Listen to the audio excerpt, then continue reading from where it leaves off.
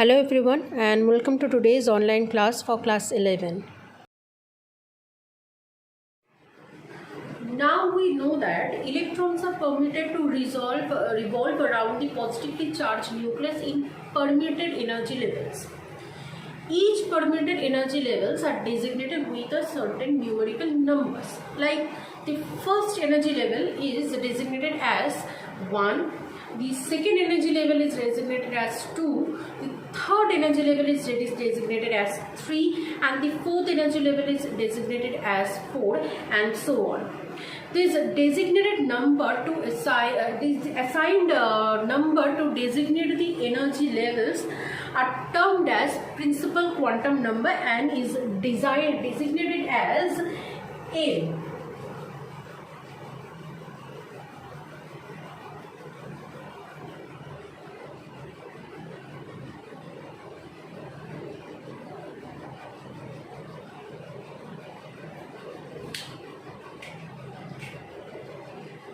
N can be of 1, 2, 3, 4 and so on.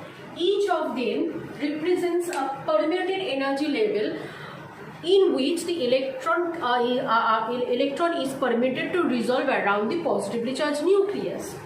Now Sommerfeld came and suggested that the electrons do resolve in these permitted energy levels around the positively charged nucleus, but the shape of their revolving path are different, can be different. It can be circular, it can be elliptical, it can be diffused elliptical, it can be much more diffused elliptical also. Now, how many shapes are allowed for the revolving path, for this revolving path of electron? That depends on this principal quantum number. Like, if the principal quantum number n is 1, then in this first energy level, electrons are allowed to revolve in only circular energy level, circular path. This circular path was designated as another number starting from 0. L equals to 0. This L is designated by Sommerfeld as the second quantum number known as the azimuthal quantum number.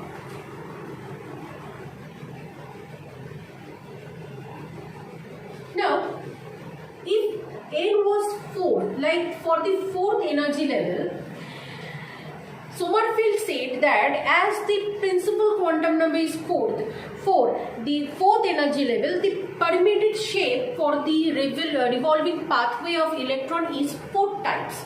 That is, electron can revolve around the nucleus in 4 different geometrical shapes. That is, one will be a circular path, that is 0. One will be a elliptical path, that is designated as 1. Third is the more diffused elliptical path, that is designated as 2, and the final one, the fourth one, is the much more diffused elliptical path, which was designated by Sommerfeld as 3.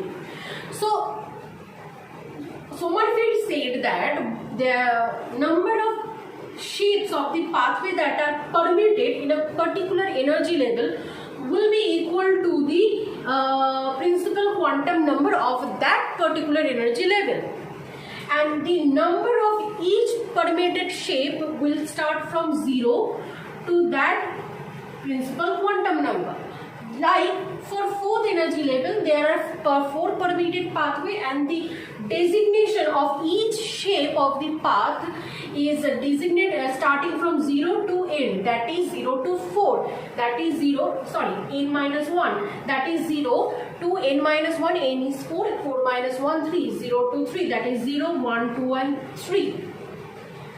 Now these were the suggestion and that or modification that Sommerfeld did. He also said that he also gave a new concept known as the subshell.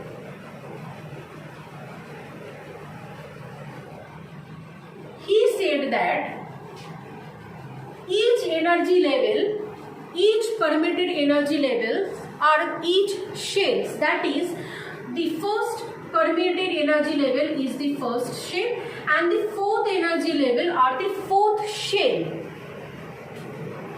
Therefore, shell are the permitted energy levels.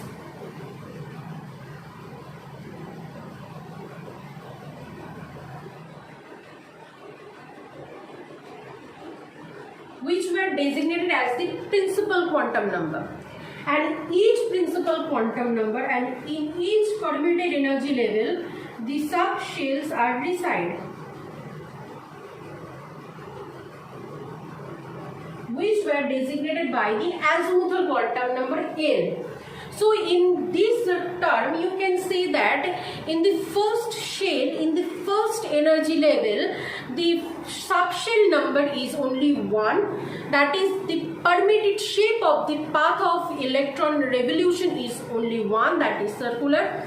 For the fourth shell, that is the fourth energy level, the permitted shape of the pathway of electron revolution around the positively charged nucleus are 4, that is 0 to 3. Therefore, the subshell number in the fourth shell are 4 and they are designated as the azimuthal quantum number 0, 1, 2 and 3. We now know that the permitted orbits are also termed as the energy levels or also termed as shells. Each shell has their own quantum number, principal quantum number 1, 2, 3, 4, depending on how far they are from the nucleus. Now, we also know that after the modification of the Sommerfeld, that each shell contains certain numbers of subshell. Like the first shell contains only one subshell, the second shell contains 2 subshell, the third shell contains 3 subshell, and the fourth shell contains 4 subshell. Now this energy of each subshells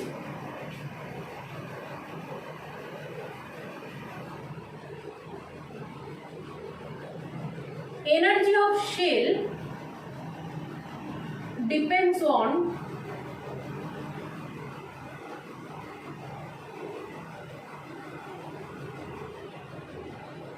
distance from the nucleus. That is, fourth shell much more energy contains fourth shells are higher in energy compared to the third shell, which is higher energy compared to the second shell, which is higher in energy compared to the first shell. That is, fourth energy level is higher in energy compared to third energy level, which is higher in energy compared to the second energy level, which is higher in energy compared to the first energy level. Now each subshell energy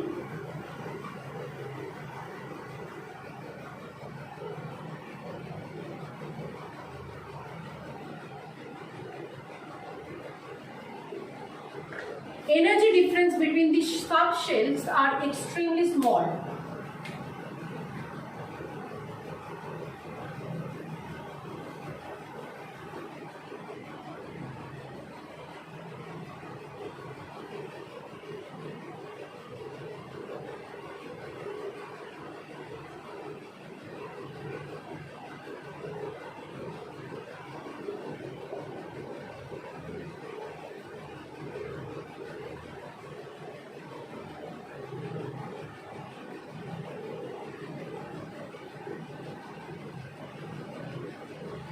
The energy difference between the subshells within the same shell is extremely small, but the energy series, the energy depends on the distance from the nucleus also like the fourth subshell,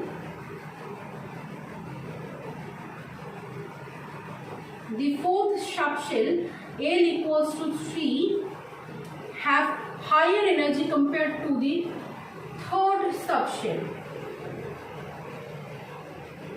L equals to 2, which is higher in energy compared to the second subshell, where L equals to 1, who have a higher energy compared to the first subshell,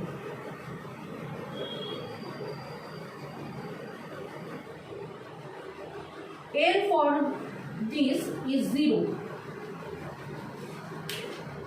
The fourth subshell energy is quite higher, a bit higher compared to the third subshell, energy of which is quite higher compared to the second subshell, the energy of which is little bit higher compared to the first subshell.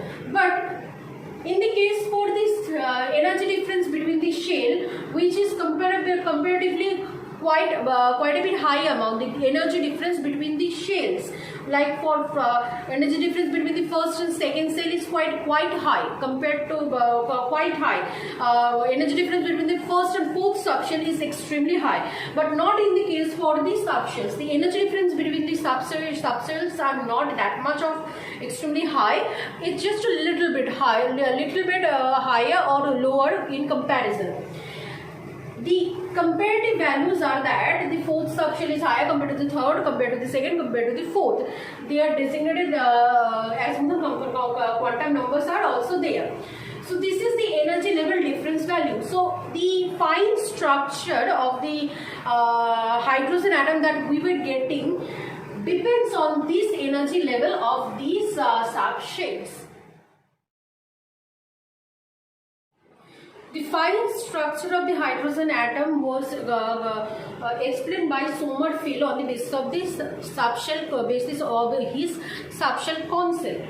He said that if this is a lower energy level and this is a higher energy level, this energy level, supposedly this is n equals to 3 and this is n equals to 4.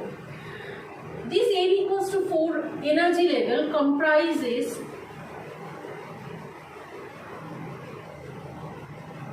4 different subshells, the energy difference of which are extremely low. So when an electron jumps from third energy level to the fourth energy level,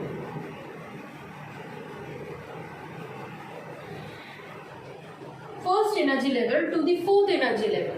Now during the jump back to the third energy level, what happened when it is where L equals to 3, this is L equals to 2, L equals to, for this one is 1 and L equals to 0. This electron residing in the L equals to 3 subshell jumps back to the L equals to 0 or L equals to 2 or L equals to 3.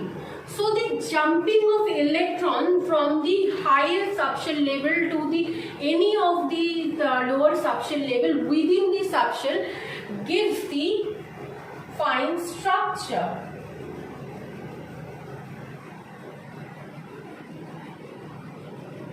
As the energy released due to this inter-subshell jumping of electron is extremely small, the line that we get due to this emission of energy will be very close will be very closer with each other. As a result, if the microscope, if the spectroscope that we are using is not very high, do not have very high resolving power, we will not be able to see that fine structure. We will see our entire solid line, but when we will resolve that solid line, we can see the fine line that by combining with each other was creating that entire line.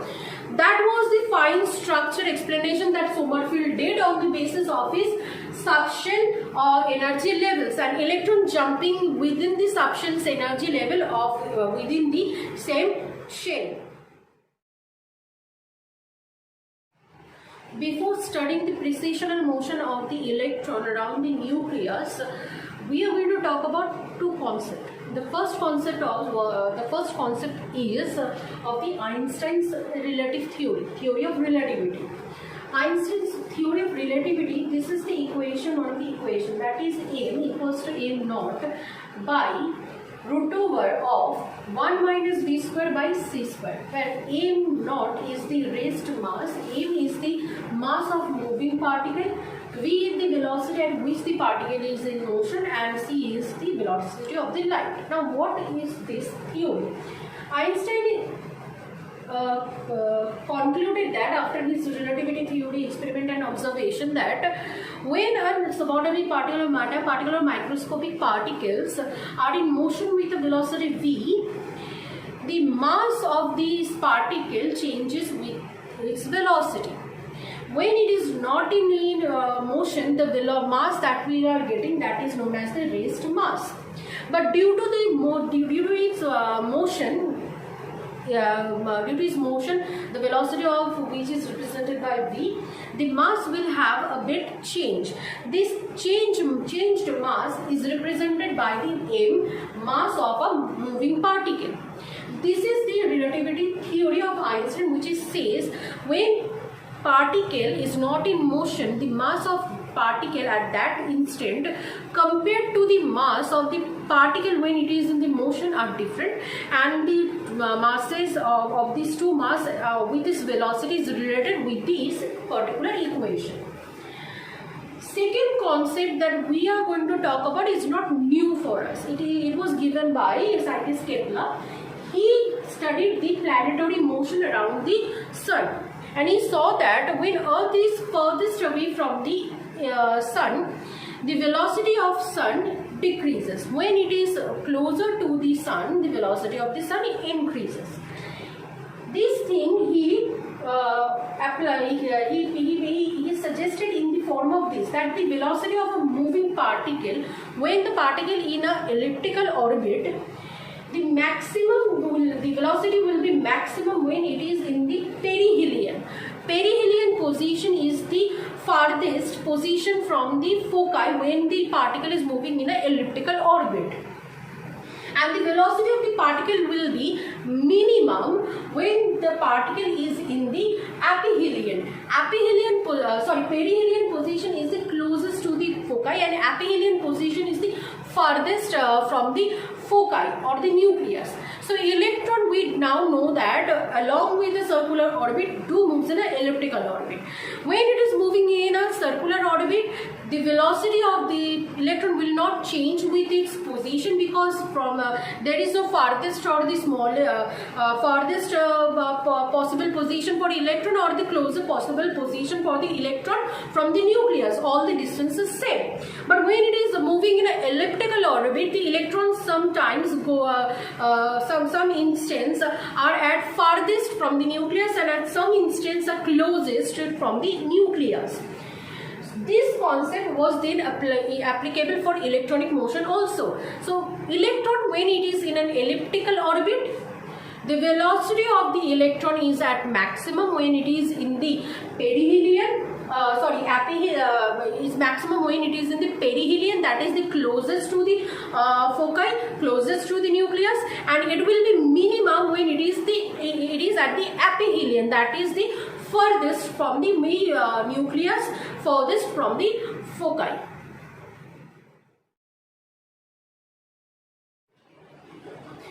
Now, due to this elliptical motion of the electron, which results in the different velocity and different position of electron from the nucleus, the electron pathway is observed to have a slight change. That is, the electron is compelled to some amount of deviation from its previous elliptical path to a new and identical elliptical path which lie in the same plane. That is, it show a precessional motion. These elliptical paths show a precessional motion around the nucleus. As a result of this slight deviation in the form of precessional motion of this elliptical path around the nucleus, slight amount of change in the energy can be observed, and this slight amount of energy change is observed in the form of emission, and that thus it can be seen in the form of this fine structure. Now, how this precessional motion is happening? Supposedly this is the nucleus and electron is moving in this elliptical path.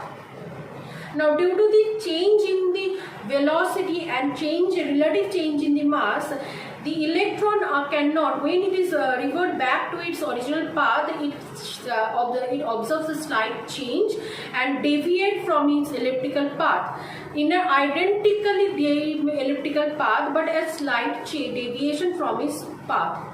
As a result, it is lying in the same plane and doing a precessional motion. This kind of a motion of electron, which is happening in an elliptical path, is known as a precessional motion. Due to this precessional motion, as some deviation is occurring, a slight change in the energy is also observed. This change in the energy is observed in the form of emission from the atomic structure. As it is a slight change, the atom emission that is happening is also very small, and when it is resolved through a spectroscope, a very fine line can be observed in the form of fine structure.